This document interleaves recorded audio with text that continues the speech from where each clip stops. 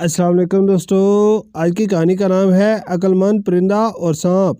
एक ज़माने की बात है, एक बड़े दरख्त पर एक छोटा सा परिंदा अपने बच्चों के साथ रहता था। हर सुबह वो दाना चुगने के लिए निकल जाता और शाम को वापस आ जाता।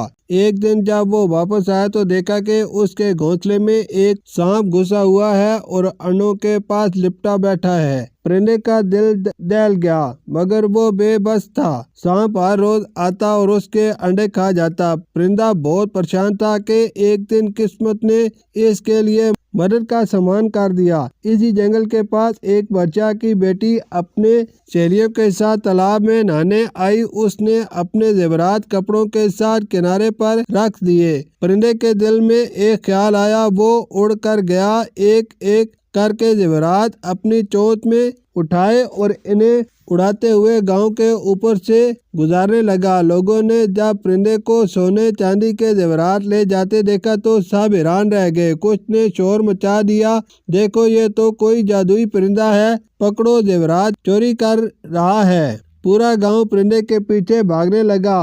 परिंदा सीधा अपने दरख्त की तरफ गया जहाँ सांप घोंसले में बैठा था। उसने जेवरात घोंसले के अंदर फेंक दिए और खुद एक शाख पर जा बैठा। थोड़ी देर में लोग वहाँ पहुँच गए। उन्होंने देखा कि जेवरात घोंसले में पड़े हैं और इनके नीचे एक बड़ा काला सांप फुनकारता हुआ बैठा है। लोगों ने लाठियां और डंडे मार मार कर सांप को मार डाला। जब सांप मर गया तो परिंदा खुशी से चहकने लगा, जैसे अल्लाह का शुक्र अदा कर रहा हो। यूं इसकी अक्ल तदबीर ने न सिर्फ अपने बच्चों को बचाया बल्कि गांव वालों की आंखें भी खोल दी कि कभी कभी छोटे जानदार भी बड़े काम कर जाते हैं। सबक: अकल और हौसला हमेशा ताकत पर गालिब आता है। नेकी और समझदारी से बड़े दुश्मन को भी शिकस्त दी जा सकती है। शुक्रिया।